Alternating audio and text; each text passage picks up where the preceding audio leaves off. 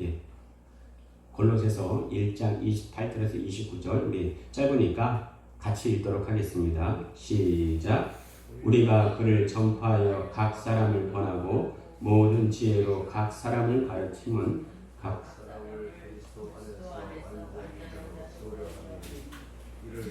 나도 내 속에서 능력으로 역사하신 이의 역사를 따라 힘을 다하여 수고하노라. 아멘. 할렐루야. 예, 한 주간 잘 보내셨습니까? 예, 지난주 우리 교단에 취임 예배가 있었습니다. 예, 제가 와서 몇 번의 취임 예배를 드렸는데요. 가장 은혜로운 취임 예배였습니다. 예, 예, 특히 우리 장로님이 수고 많이 해주셔서 모두가 만족하고 풍요로운 예식이 된 것 같습니다. 우리 수고해주신 모든 분들께 감사드립니다. 예, 제가 우리 교회 오면서 여러 가지 급격한 변화를 줘야 되겠다 이런 생각을 했는데 한 2달 좀 넘게 있으면서 올해는 이대로 쭉 나가고 내년도부터 한번 상황을 예의주시하면서 여러 행사와 일정을 끌어나가야 되겠다 하는 생각을 합니다. 우리 기대하시고 또 기도해 주시기 바라겠습니다. 자, 우리 말씀 듣기 전에 같이 고백하실까요? 시작! 오늘도 주님의 아름다우심을 보게 하옵소서. 오늘도 주의 아름다움을 보게 하옵소서. 아멘. 우리가 인생 살다 보면은 크고 작은 일들에 부딪히게 되어 있습니다. 내 힘으로 해결할 수 있는, 풀 수 있는 문제도 있고요. 또 내 능력을 뛰어넘는 기가 막힌 일들이 또 생겨나기도 합니다. 내가 풀 수 없는 기가 막힌 일 앞에 여러분 그때 어떻게 하시나요?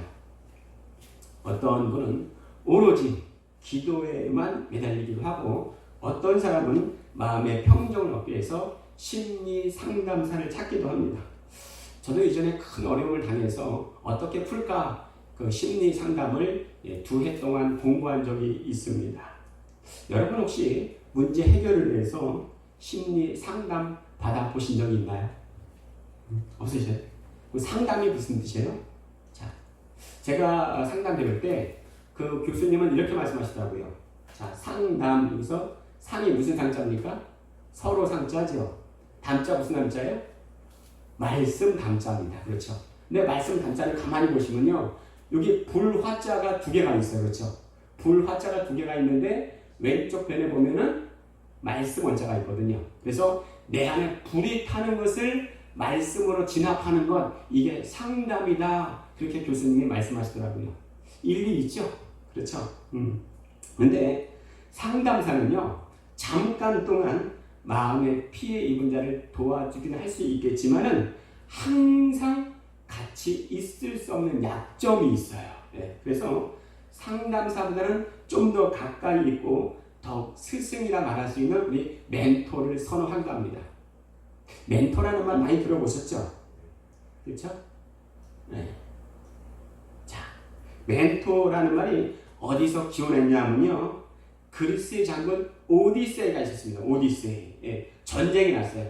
그 전쟁이 뭐냐면은 그 유명한 트로이 전쟁이 나는 거예요.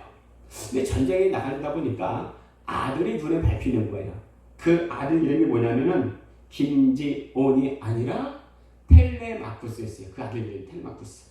그래서 전쟁에 나가기 전에 그 아들 텔레마쿠스를 멘토라는 스승에게 맡깁니다. 그러니까 멘토라는 말은 원래 사람 이름이에요. 하여튼 그 아들을 멘토라는 사람에게 맡기고 전쟁에 나갔는데 이 전쟁이 10년간이나 걸린 거예요. 10년간. 너무나 오래 걸렸죠. 10년간의 전쟁을 마치고 드디어 집에 돌아왔는데 아들이 부쩍 커버린 거예요. 네. 키만 큰 게 아니라 지혜와 지식이 엄청나게 늘어났습니다. 업그레이드 된 거예요. 이게 다 누구 덕분이에요? 멘토라는 스승, 멘토라는 스승. 이후부터 남을 챙겨주고 성숙한 사람으로 세워주도록 돕는 스승을 멘토라고 부르게 되었습니다. 여러분 혹시 누구의 멘토가 되십니까? 부모님은요, 자식의 멘토가 될 수가 있습니다. 목사는 평신도의 멘토가 될 수가 있습니다. 나는 자격이 없는데요. 나는 자격이 없어요. 자,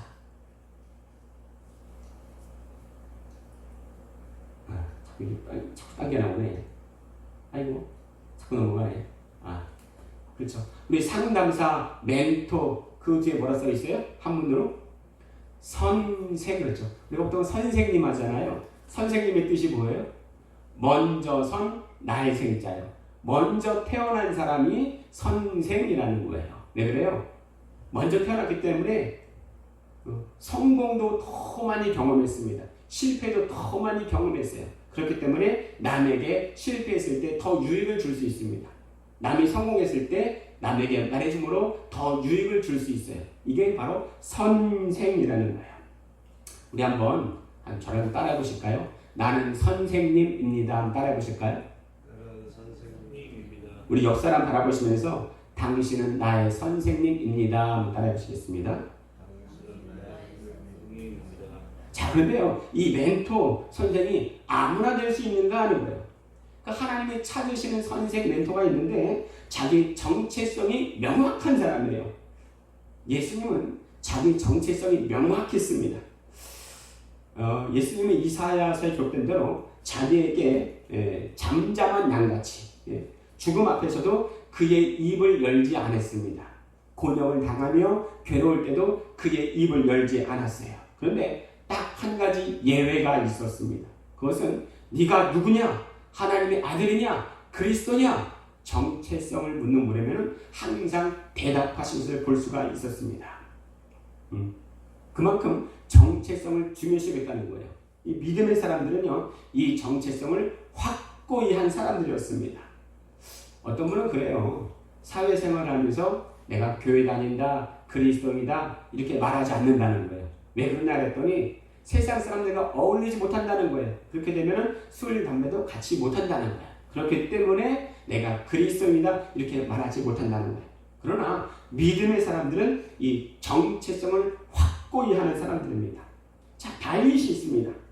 적장 골리앗이 하나님을 모욕하자 다윗이 나가서 뭐라 그럽니까? 나는 내가 모욕하는 만군의 여호와의 이름으로 내게 나아가노라. 그 정체성을 확고히 하는 것을 볼 수가 있습니다. 바벨론 포로기 때 다니엘이 끌려가요. 그때는 성전도 없고 제사장도 없고 안식일도 없어요. 그때 자기들의 정체성을 지키기 위해서는 할 수 있는 음식물 정결법이었습니다. 뭐예요? 우상제물 먹지 않겠다는 겁니다. 우리 마태복음 4장에 보면 마귀가 예수님을 시험하는 장면이 나옵니다. 첫 번째 시험한 장면이 뭐였어요? 주원이 혹시 아나? 주원이? 마귀가 예수님을 첫 번째 시험한 거 그게 뭐였어요? 돌이 뭐가 되게 하라? 예? 입으로 막 오글오글 그러는데 떡덩이가 되게 하라. 떡덩이가 되게 하라. 그래, 맞았어요. 잘했어요. 그런데 더 정확히 말하면요, 그 전에 마귀가 한 말이 있습니다. 네가 만일 하나님의 아들이어든 돌이 떡덩이가 되어서 먹어라 이거였어요. 그러니까 마귀가 시험한 거는요, 예수님의 정체성을 시험한 거였습니다. 두 번째 시험한 것도 뭐였어요? 네가 만일 하나님의 아들이어든 이 정체성을 시험한 거였습니다. 우리에게도요, 마귀가 다가와서 우리를 공격할 수가 있어요. 견디지 못할 정도로 압박감을 느낄 수 있습니다. 그때 우리는 거기에 굴하지 말고 우리의 정체성을 확고히 해야 돼요. 예수께서 나를 위해 십자가 지셨어. 예수께서 나를 위해 피 흘리심을 믿어. 나는 하나님의 자녀야. 자기의 정체성을 확고히 해야 돼요. 마귀의 두 가지 큰 무기가 있습니다. 하나는 두려움이고 하나는 거짓말이라는 거예요. 사람들이 기독교에 있다가 자꾸 많이 이단에 빠져요. 이단에 빠지는 이유가 뭐예요? 이 두 가지예요. 이 두려움과 거짓말에 속는 겁니다. 시험이 올 때 우리는 우리의 정체성을 확고히 해야 돼요. 나중에 우리가 한번 영상을 볼 때가 있을 건데, 무당이 될 뻔했던 이에녹 집사님이 있어요. 지금은 그 목사님 되시고 살고 있는데요. 자꾸 자기한테 이상한 일이 벌어지는 거예요. 점집에 갔더니 무당이 되라는 거예요. 그래서 무당이 안 되려고 계속 제사를 드리면서 돈을 다 날려버렸어요. 왜 그랬어요? 귀신의 거짓말에 속아버린 거예요. 왜요? 두려움으로 가득해서요. 예. 마귀가 우리에게 두려움을 줄 수 있어요. 그때 우리가 아이고 무서워라 꽁꽁 숨으면요, 마귀는 꽁꽁 묶어버립니다. 예. 왜요? 아, 얘가 말씀을 모르는구나. 마귀가 알아버리는 거예요. 우리 한번 따라해 볼까요? 꽁꽁 숨으면 꽁꽁 묶는다. 누가요? 마귀가요. 말씀을 모르면요, 마귀가 그렇게 본다는 거예요. 그 철로 역정에 보면은 크리스찬이 천성을 향해서 달려나가는데 어느 지점에 도착하니 사자가 으렁거리고 있는 거예요. 너무 무서워서 가지 못하고 있었어요. 그런데 자세히 보니까 사자 목덜미에 개줄이 묶여 있는 거예요. 그냥 탐내에 지나가면 꼼짝도 못해요. 그냥 으르렁으렁 짚기만 하는 겁니다. 마귀가 이렇게 무서움을 줄 때에 주의 보혈 능력이 또다, 주의 피미도 무시하고 앞으로 달려나가면은 우리에게 아무 짓도 못해요. 오히려 내 정체성을 확고히 한 후에 원수 마귀야, 너는 내게서 떠나가라 고함치면 떠나게 되어 있습니다. 어떤 일이 있어도 우리 정체성이 흔들리면 안 돼요. 그 말씀을 준비하다가 그 옛날 부흥회 때 들었던 말씀이 떠올랐습니다. 그 옛날 부흥회 때 부흥사 목사님들은요, 지금 우리보다도 신학에 대한 그런 깊은 조예가 없었어요. 그런데 그분들은 정말 기도를 많이 하는 분이었습니다. 예, 기도를 참 많이 했어요. 그래서 그분들은 항상 목이 항상 쉬어 있었어요. 기도를 많이 했기 때문에. 그들이 기도를 하면서 항상 느끼는 것은 뭐냐면은, 말하는 것은 뭐냐면은 영적인 것을 많이 말씀하셨습니다. 왜 그래요? 우리가 신앙생활을 할 때에, 우리가 신앙이 업그레이드 할 때, 신앙이 한 단계 더 나갈 때 막는 것을 항상 막아요. 항상 막기 때문에 우리의 영적 전쟁이 분명히 있구나 느낄 수밖에 없는 거예요. 그래서 옛날 부흥사들은 영적인 얘기를 많이 했어요. 마귀는요, 마귀의 자녀들을 건드리지도 않아요. 왜 그래요? 어차피 자기 편이야.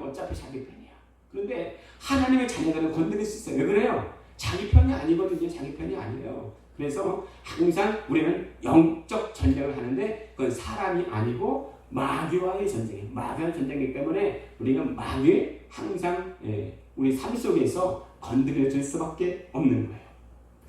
그 예전에 부흥회를 가면은 꼭 부르는 찬양이 몇 곡 있었는데 그 중에 주의 보혈 능력이 있도다, 그리고 마귀들과 싸울지라 죄악 벗은 형제여, 이 찬양이 꼭 들어가 있었습니다. 그때 부흥사 하시는 말씀이에요. 찬양하는데 갑자기 마귀가 찬양을 하는 성도들 앞에 딱 나타났어요. 실제가 아니고 그 부흥사를 하시는 말씀이에요. 그랬더니 막 찬양하다가 이 성도들이 의자 밑에 다 숨더라는 거예요. 근데 마귀가 그 찬양하는 사람들 딱 앞에 서가지고 너 지금 뭐라 그랬어? 했더니 그 찬양하는 자가, 성도가 마님 미안해요 그러더라는 거예요. 마님이 뭐냐면은 마귀를 말하는 거예요. 네. 근데 부흥사 목사님이 이 얘기를 하시는데 아니 주변의 어른들이 다 웃고 난리가 났어요. 그때 저는 학생이었는데 아니 그게 뭐가 웃긴가? 네, 나는 웃지도 않았어요. 자, 그런데요, 의아해서 왜 이렇게 웃기지? 왜 웃지? 근데 나중에 생각해 보니까 웃긴 얘기가 맞아요. 웃긴 얘기 맞아요. 자, 우리가 교회 오면은 주의 보혈 능력이 또다, 마귀들과 싸울지라 찬양하는데요, 세상에서 마귀의 시험이 오면 하나님은 안 무서운데 마귀는 무섭네, 이럴 수가 있어요. 예. 영적인 두려움에 사로잡힐 수가 있습니다. 그럴 때 고백하는 거예요. 주의 보혈 능력이 있도다. 나는 주님의 피로 값주고 사신 하나님의 자녀다. 예. 크게 외칠 때에, 나의 정체성을 확고히 할 때에 마귀는 떠날 수밖에 없는 거예요. 내 정체성을 확고히 했으면, 그런데 또 할 것이 있습니다. 나도 누군가에게 배워야 돼요. 여호수아는 모세에게 배웠습니다. 엘리사는 엘리야에게 배웠어요. 그렇다면 나도 누군가에게 배워야 돼요. 누구에게 배워야 되겠습니까? 교회 아동부에서 문제를 낼 때 예수님 하면은 50%는 막아요. 맞아요. 그럼 나는 누구에게 배워야 되겠습니까? 예수님이에요. 자, 우리 요한복음 13장 15절 앞으로 스크린 보면서 같이 읽겠습니다. 시작. 내가 너희에게 행한 것 같이 너도 행하게 하려 하여 본을 보였노라. 다시 한번 읽어볼까요? 시작. 내가 너에게 행한 것 같이 너도 행하게 하려 하여 본을 보였노라. 요한복음 13장 15절 말씀하십니다. 예수님의 본을 보였다는 거예요.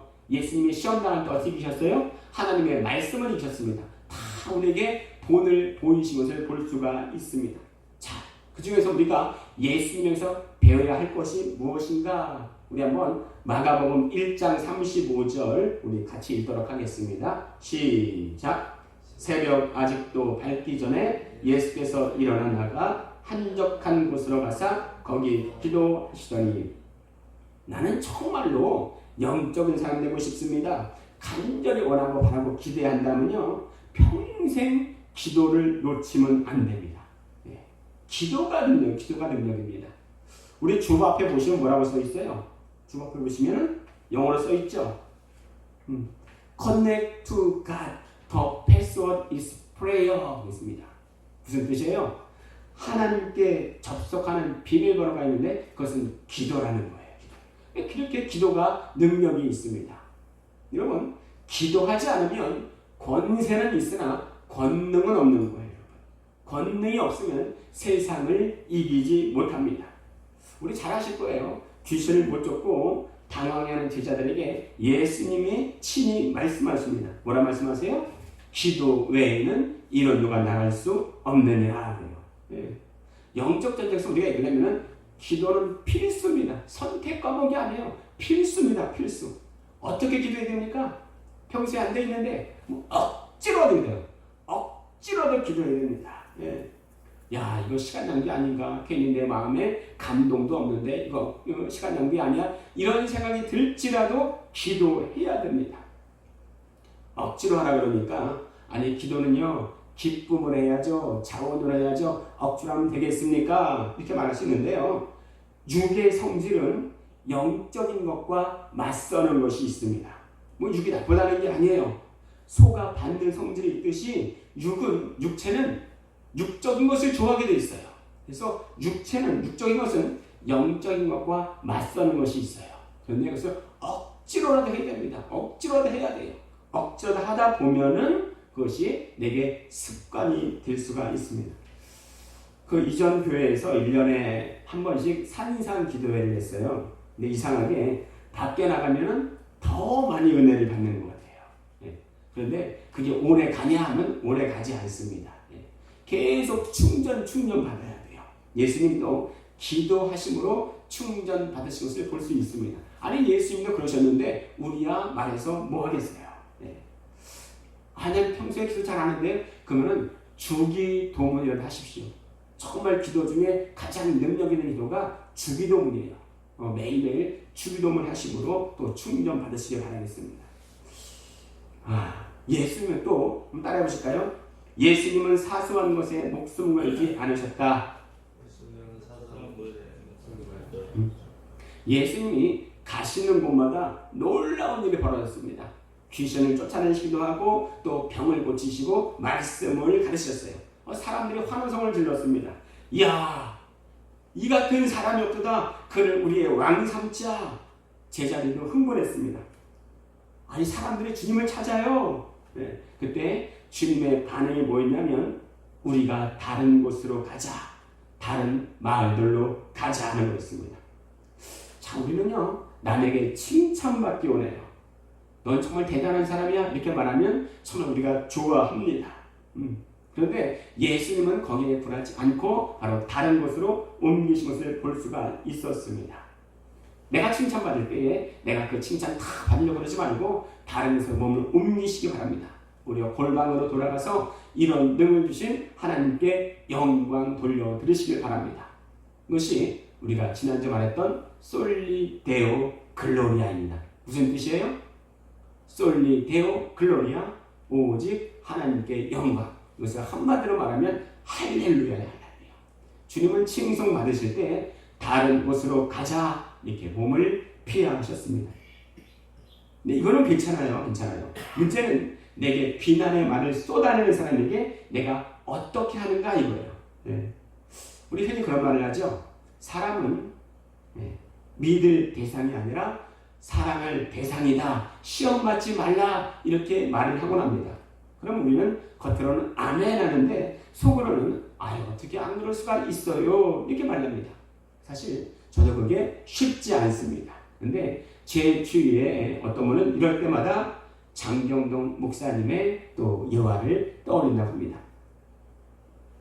장경동 목사님 아시죠? 네. 장경동 목사님이 전도사 시절에 너무나 어려웠다는 거예요. 네, 목사님은 그것도 모르시고 사역에 열심이었습니다. 네, 사모님만 죽어나는 거예요. 어느 날 사모님이 주인 집에 배추김치 다듬는 것을 도와주다가 남은 찌끄레기를 다 모았답니다. 그랬더니 주인이 하는 말이 왜 그거 돼지 주려고 이렇게만 했다는 거예요. 아니 사모님은 자기들 먹으려고 다 김치 찌꺼기를 다 모았는데 주인이 하는 말은 아 설마 그것을 사람이 먹겠어? 가축 주겠지? 이렇게 말을 했다는 거예요. 정말 나중에 이 사모님이 목사님이 그것을 아시고 세 가지를 깨달았대요. 세 가지를. 그 첫 번째가 뭐냐면 야 나는 아무 생각 없이 말했는데 상대편 가슴에는 평생 웃을 수 없는 못을 박을 수 있겠구나 생각했다는 거예요. 두 번째는 상대편이 그렇게 비난할 정도로 말을 해도 상처받으면 안 되는데 생각도 없이 한 말에 내가 상처받으면 안 되겠구나 했다는 거예요. 우리는 정말 그런 것에 굉장히 민감하잖아요. 그렇죠? 나한테 100번 잘해주다가도 한 번 못하면 그 사람을 아래 위로 훑어보고 때로 우리가 그럴 때가 있잖아요. 자, 세 번째는 목사님이 깨달은 것은 사모님이 상처받고 그 말을 바로 목사님에게 하지 않았다는 거예요. 사모님이 굉장히 지혜롭죠. 나중에 목사님이 그것을 깨닫고 나서 들으시고 내가 그때의 그 말을 알게 되었다면 아마 목회 안 하고 생활 전선에 뛰어들어갔을 거다 이렇게 고백을 합니다. 여러분 지금 먹고 살만하니까 우리가 허허 웃을 수 있지요. 같은 말이라도요 고생할 때 하는 말은 아픔이 되는데 지나간 다음에 하는 말은 추억이 됩니다. 예전엔 그래서 이렇게 허허 웃을 수가 있다는 거죠. 남들이 나를 칭찬할 때 내 마음을 다른 곳으로 돌려야 돼요. 남들이 나를 비난할 때 내 마음을 다른 곳으로 돌릴 수 있어야 됩니다. 예수님이 이걸 잘 하신 거예요. 칭찬이 올 때, 비난이 올 때 잘 보내셨습니다. 예수님은 사소한 것에 목숨 걸지 않으셨습니다. 우리 참 그것이 힘들어요. 그렇죠? 우리 한번 주님께 고백하는 마음으로 좀 따라해 보실까요? 주님, 내 여린 마음을 잡아 주시옵소서. 그래요. 우리 칭찬이 올 때, 비난이 올 때 잘 보내야 됩니다. 예수님은 여기에 하나하나 다 대응하지 않고 그 자리를 떠나신 것을 볼 수가 있습니다. 자, 한번 한번 읽어보실까요? 시작. 5월 동주. 그래, 5월 동주라는 말이 있어요. 이것은 5월 달에 뱃놀이 둥둥 떠서 여행한다 이런 말이 아니고요. 오나라 사람과 월나라 사람이 같은 배에 탔다 이런 뜻입니다. 같은 동자에 배의 주자예요. 문제는 뭐냐면은 오나라 사람과 월나라 사람이 원수지간이에요. 원수지간이에요. 이 원수지간인 사람이 같은 배에 탄 거예요. 그럼 어떻게 해요? 서로 쳐다도 보지 않아요. 서로 싸우려고 그래요. 그런데 같은 배에 탔는데 그때 폭풍이 불었습니다. 폭풍이 불었습니다. 그러면은 원수지간이라도 서로 싸우는 게 아니라 배가 안전하게 육지에 닿을 때까지 서로 힘을 모아야 되겠죠. 그래서 우리가 비록 원수일지라도 한 배를 탄 이상 운명 공동체다. 힘을 합쳐 위기를 극복하자. 이것이 바로 5월 동주라는 거예요. 5월 동주입니다. 자, 그런데 이거는 다른 사람 말이고요. 원수가 내 옆에 있으면 우리는 어떻게 해요? 보통 함께 있고 싶지 않은 게 보통 우리의 마음이에요. 자, 그런데 예수님은 어떻게 하셨는가? 예수님은 베드로가 자신을 부인할 것을 미리 아셨습니다. 유다가 자기를 팔 것을 미리 아셨습니다. 그런데 아시는데도 함께 계셨어요. 아는데도 함께 있다는 것은요, 엄청난 고통이에요. 예수님 마음이 편했겠습니까? 네. 저는 편한 사람과 함께 있고 싶지도 않고 사실은 함께 식사를 하고 싶지도 않아요. 그렇죠? 그런데 예수님은 끝까지 저들과 함께 있는 것을 볼 수가 있습니다. 요한복음 13장 1절 말씀에는 내가 너희를 사랑하되 끝까지 사랑했다 말씀하십니다.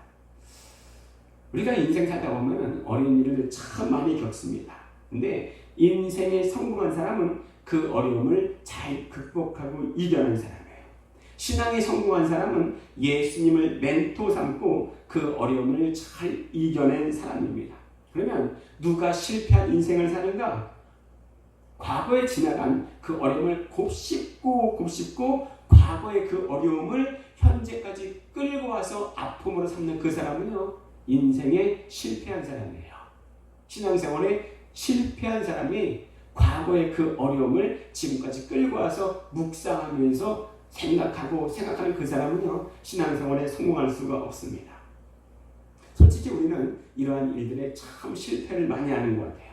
하나님의 뜻대로 살아야 되는데 그러지 못하고, 주님이 나를 사랑하시는 것만큼 내가 형제 자매를 사랑하지 못하고, 사랑은커녕 원수처럼 여기고, 계속 그런 일들이 일상화되는 것을 볼 수가 있습니다. 그러기에 우리가 교회에 오면 제일 먼저 하는 말이 뭐예요? 주님, 나를 용서하여 주시옵소서. 눈물로 기도합니다. 그러나 그럴지라도 거기에 주저앉으면 안 돼요. C.S. 루이스가 한 말입니다. 사탄은 크리스찬들이 실패에 집착하게 만든다. 왜냐하면 그렇게 할 수 있다면 승리가 그의 것이기 때문이다. 실패에 집착하면 실패합니다. 그리스도인들은 뒤를 돌아보지 말고 앞을 향하여서 달려가는 자들이 바로 그리스도예요. 우리 모두 다 한 배를 탔습니다. 5월 동주예요. 그렇지만 우리 안에 왼수는 없어요. 그러나 한 배를 탔습니다. 한 배를 탔으니 한 목적 가지고 달려갈 뿐입니다. 자, 그럼 그런 자들을 향한 주님의 소원이 있습니다. 다 같이 우리 요한복음 17장 11절을 같이 읽도록 하겠습니다. 시작. 나는 세상에 더 있지 아니하오나 그들은 세상에 있사옵고 나는 아버지께로 가니 거룩하신 아버지여 내게 주신 아버지의 이름으로 그들을 보존하사 우리와 같이 그들도 하나가 되게 하옵소서. 그래요. 우린 다 한 배를 탔습니다. 예수님이 우리를 사랑하시듯이 나도 형제를 사랑하고 아버지와 아들이 하나이듯이 우리 안에서도 서로 하나 되는 것이 바로 예수님의 소원이셨어요. 한 목적 가지고 또 힘차게 눈을 저어가면서 은혜 바다에 첨벙첨벙 빠져들어가는 또 우리 6월 첫 주인데 그러한 해가 되기를 간절히 원합니다. 이 시간 우리가 기도하는데요, 세 가지 제목으로 기도하겠습니다. 첫 번째는 예수님을 멘토로 삼고 다른 사람을 살리는 우리 멘토가 되게 하여 주셨소서. 두 번째는 2분기가 시작됩니다. 오늘 6월 이후에는 더욱더 주님의 사랑을 알아가고 날마다 더욱더 주의 사랑에 부어지는 삶을 살게 없어서. 세 번째는 우리 교회가 하나님의 사랑과 또 관심을 받는 아름다운 교회가 되게 하여 주시옵소서. 위하여 잠시 기도하도록 하겠습니다. 살아계신